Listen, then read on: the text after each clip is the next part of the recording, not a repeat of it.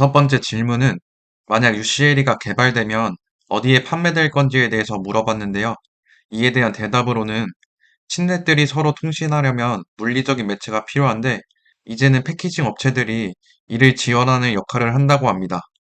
여기서 생각할 수 있었던 것은 기존 고객인 메모리 업체들에서 패키징 업체들까지 매출처가 다양해질 것을 추측할 수 있었고 아직까지는 메모리 침넷의 개발 주체가 누가 될지는 지켜봐야 된다고 합니다. 그리고 다음 오픈 엣지의 CXL 익스펜더 IP를 개발하고 계신지에 대한 질문으로 현재는 메모리 회사들과 많이 협업하고 있고 CXL 메모리 익스펜더를 보면 메모리 이외에도 CXL 컨트롤러라는 시스템 반도체 IP가 들어가는데 CXL 컨트롤러 안에 동사의 IP 제품이 들어간다고 합니다. 그럼 이러한 기술들을 대기업들이 직접 개발하지 않는 이유에 대해서 물어봤는데 IP를 한번 도입하게 되면 그 관계는 단기적으로 끝나는 것이 아니라 장기적으로 지속되는 경향이 있고 IP를 검증하고 제품에 적용해서 양산까지 이르는 과정이 매우 복잡하고 오래 걸리기 때문에 한 번 관계를 맺으면 오랫동안 지속된다고 합니다. 이뿐만 아니라 회사마다 상황도 다르고 대기업들은 기존에 다양한 라인업이 있기 때문에 새로운 기술의 리소스를 할당하기가 쉽지 않다고 했으며 그래서 시간과 개발 비용을 절약하기 위해서 외부 IP 회사들과 협업한다고 생각하시면 되고 이게 더 비용 효율적이라고 합니다. 이 부분에서는 이성현 대표가 삼성전자 근무 시절에 실제 IP 설계부서에서 일하면서 느낀 것들이라고 했고, 이러한 경험이 고객의 니즈를 정확히 파악하는데 하나의 큰 장점이지 않을까 생각할 수 있었습니다.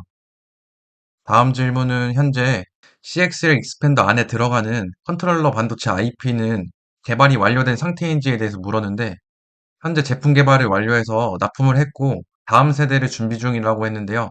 현재 제공하고 있는 버전이 CXL 2.0이고, 앞으로 개발할 것이 CXL 3.0을 고객들과 개발 및 협업 중이라고 합니다. 다음은 납품 시기에 대해서 물었는데, 이미 작년 말에 한 건, 올해 초에 한 건 이렇게 납품했다 했고, 규모는 대략 어느 정도인지에 대해서 물어봤는데, 라이센스 매출이고, 나중에 로열티까지 기대 중이라고 하고, 공시에 나와 있기로는 33억 정도로 알고 있고, 로열티는 아무리 빨라도 최소 2년 이상은 걸린다고 합니다. 그러면 현재 해당 IP를 공급하는 기업이 오픈 엣지밖에 없는지에 대해서도 물어봤는데 메모리 시스템 IP를 공급하는 회사는 전 세계에 두 곳이 있고 대표적으로 시노시스, 케이던스 기업이 있는데 범용적인 제품을 만들고 있고 라인업이 또 너무 많기 때문에 맞춤형 메모리 접근 IP를 다루는 데 있어서 커스터마이제이션의 유연성이 떨어질 것으로 생각하고 있다고 합니다. 다음 질문은 현재 매출을 100으로 봤을 때 제품별 비중은 어떻게 되는지에 대해서 물어봤는데, 현재 CXL 익스펜더에 들어간 IP 매출 비중은 작년에는 대략 30% 정도였다고 합니다. 그런데 올해도 비슷하겠지만 매출 볼륨이 커지면서 비중은 작년보다 더 떨어질 수 있다고 말했는데요. 이 부분을 통해서 확실히 작년보다는 매출 비중이 커질 수 있겠다라는 힌트를 줬다고 생각했습니다. 그리고 다음 올해 증권사에서 예측하고 있는 매출 컨센을 달성할 수 있느냐에 대해서도 물어봤는데, 공식적으로 발표하진 않지만, 그러나 현재 꾸준히 성장하고 있고, 컨센을 달성할 수 있을지는 4분기까지 지켜봐야 될 것이라고 말했습니다.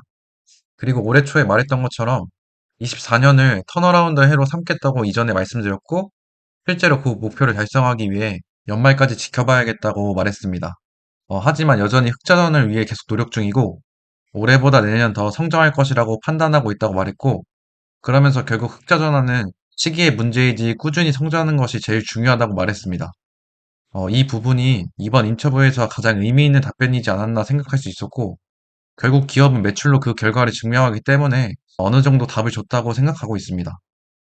다음 손익분기점은 350억 원이면 맞출 수 있는지에 대해서 물어봤고, 이에 대한 답변으로는 현재 재무제표에서 선행개발 비용을 모두 비용 처리하고 있어서 동시에 매출은 실제 매출과 회계상 매출이 모두 일치하고 이러한 방식으로 더 투명하게 운영된다는 증거가 되고 있다고 답했습니다.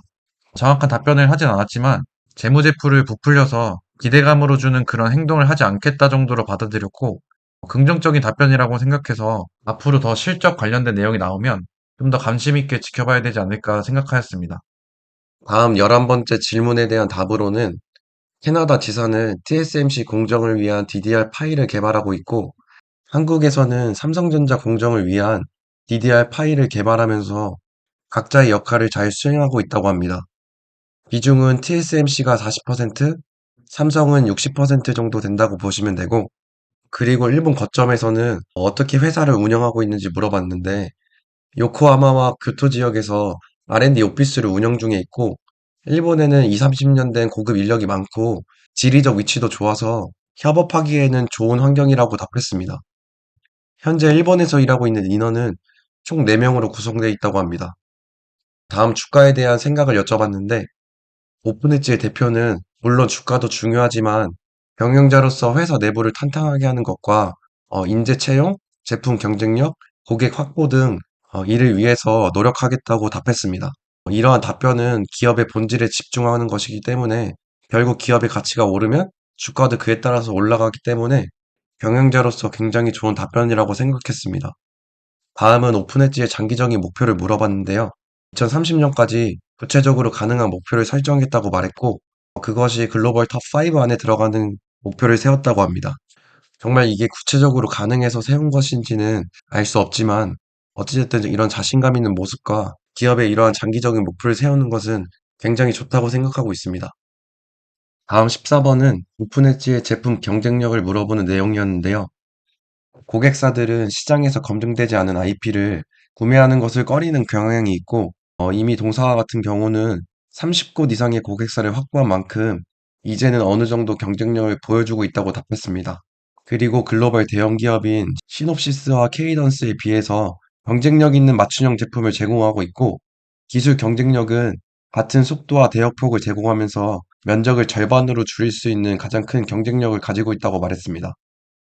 그리고 코스트 측면에서는 시노십스와 케이던스에 비하면 스타트업이기 때문에 가격적인 부분에서는 조금 저렴하게 판매하고 있고, 그렇다고 너무 터무니없이 낮은 가격으로 판매하고 있지는 않고 시장에서 빠르게 자리를 잡기 위해서 가격을 조정하고 있다고 합니다.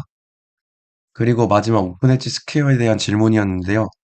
요약해서 보면 시간과 비용을 절약할 수 있도록 온라인에서 IP를 판매하는 방식이고, 고객 수가 중국만 해도 3,000곳이 넘기 때문에 중국에서 잠재적인 고객 10%만 해도 300곳이나 늘릴 수 있기 때문에 여러 가지로 장점을 가지고 있는 플랫폼을 개발하고 있다고 합니다. 현재 내부에서는 테스트 중이고, 올해 말이나 내년 초에 외부 고객에게 서비스를 제공할 예정이라고 하고, 현재로서는 이와 같은 플랫폼은 당분간은 유일한 서비스라고 했고, 그리고 꽤 긴 기간 동안 개발하고 있었는데, 그만큼 경쟁력 있고 확실하게 서비스를 제공하기 위함이었다고 합니다. 마지막으로 내용을 정리해보면, 현재 기존 제품들은 여러 기업들과 공급 계약을 맺으면서 매출을 확대해 나가고 있고, 더 나아가서 차세대 제품까지도 고객사들과 협업을 통해서 개발 중에 있는 것을 알 수 있었습니다. 그리고 두 번째는 앞으로 매출 실적에 대한 부분은 본격적인 언급은 없었지만 꾸준히 성장하고 있고, 턴어라운드는 시기의 문제지 올해 또는 내년에 이룰 것이라는 자신감 있는 모습을 보여줬습니다. 제가 생각하는 현재 동사의 가장 중요한 모멘텀은 턴어라운드라고 생각하고 있고, 이외에도 TSMC의 OIP 편입이 되면서 매출처의 확대를 기대하고 있습니다.